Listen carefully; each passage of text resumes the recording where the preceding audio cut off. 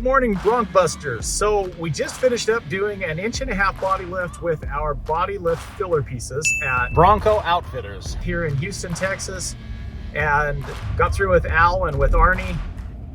We had a good time. These guys were awesome hosts, allowing us to come in, use their shop, and bring one of our customers that wanted to kind of see what it's going to look like. And really, we wanted to bring to you not only what it looks like and how good it looks, but also a little bit about how to install it and how easy of an install it is. But most importantly, we want to talk about the problems that this solves. So I constantly get questions: what is the best way to get a bigger tire under my Bronco? Suspension lift, body lift, what is going to be the best for me? And I always talk about the good, the better, the best. I'm going to put the body lift in the better category because aside from the aesthetics part of it, you're able to lift the Bronco without any change of geometry and without putting additional stresses on the Bronco. So we've gone to a lot of great lengths, from relocating bumpers, brackets, to designing bumpers that'll fill that gap. And this, we feel, is probably the most universal utilitarian modification we can do, because somebody can add the lights or they cannot add the lights. So hope you enjoy this video. It's been a lot of fun putting this together and bringing this product to you guys. So here you go. So again, what we're doing here is we're just breaking them loose. Sometimes they use a lot of Loctite in there, and it's better to play it safe and take a little bit more time and do it by hand. This side, we're gonna go ahead and take it completely out. And the other side, so this side being the driver's side, we'll take all the bolts out on the driver's side, and we're just gonna loosen the passenger side for now. Now we got the front bolt taken out on the driver's side, the other one loosened.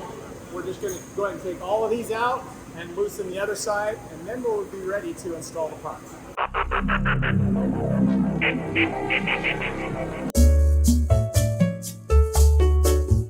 In this case, we're gonna use the lift, put the lift under just one side and lift it just enough to where we can put the pucks in. Once those pucks are in, we'll get the bolts started, get them halfway in, and then we're gonna move to the other side, take those bolts out and lift it up. So we'll go to that one. And the rough side up, the machine side facing up. And then we're just gonna go through and slide them in place on all of these. Barely slid in there. Now, we're going to want to grab the bolts mark, and we'll want to grab a thing of Loctite. It's a different thread. So the fronts are a 12 millimeter by 1.75 thread pitch.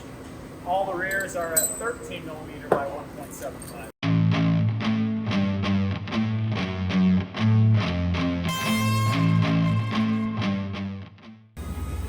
Let's do a sweats check. Give me a sweat check, Tyler. Turn around. Only little right now. Couldn't we do the Sweat check. Got a pretty decent sweat check on Mark.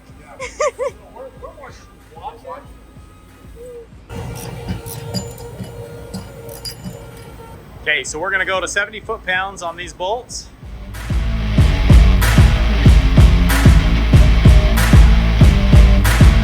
Okay, so we just finished putting the 1.5 inch body lifts. Now we're gonna fill those gaps with the light bar body filler. In today's video, we're gonna see how many guys it takes to remove one bump wire. So we learned that if you have some aftermarket modifications, I think the trailer guys that wired stuff up actually use the bumper to chase the wires through.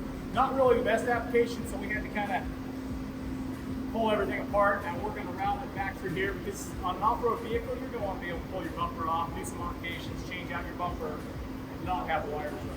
So anyway, he's the idea. He's the brains. Yeah, I'm the brains and the beauty, not the brawn. and he's the brawn. Yeah, that's right. So I come up with brains, all the ideas. beauty, Yeah. brawn. So this is a perfect marriage, because I like concentrating on the mechanical side of things. What makes this the most capable off-road without braking? And these guys are really good at making things pretty. Yes. So we bring the brawn and the pretty together. So on the rear, with the bumper removed, we have that little groove that fits over the body mount, and then this bolt comes right on up through and locates into the rib nut to make it nice and easy. So just kind of work it back and forth till you get it started, tighten that down. Filler in, we've shut the door, and we're gonna go ahead and tighten all these bolts underneath here and the bolt on the outside.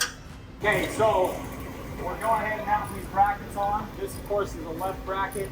The important part is that the rib nut goes facing towards the outside of the vehicle, and the inside of the vehicle is where these two go. So now we'll go ahead and we're going to try and install these without removing the bumper. I recommend take the bumper off, but in this case, since it's a lot to remove that bumper, we're going to try it right now to see if we can shift and shimmy and slide that down in. But the important thing is where these mount is on. Let me have that camera. I'm going to kind of try and come in here. So down here, I've already removed the bolt.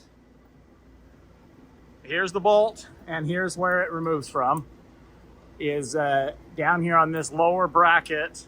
And now we're gonna shimmy and move that in there, put that bolt in place, finish wiring it up, and we are finished, good to go. Right side, left side, and these brackets will turn in, is how you know you have it in the right place. Basically start on one end and just kind of rotate that into place.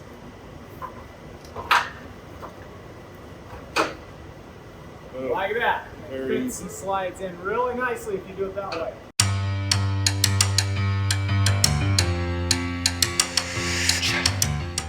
So we learned a hard lesson. I'm going to tell you, to save yourself a lot of heartache and a lot of trouble we're dealing with, take your bumper off. Put it on, adjust and tighten those bolts so that you're not fighting it like we are.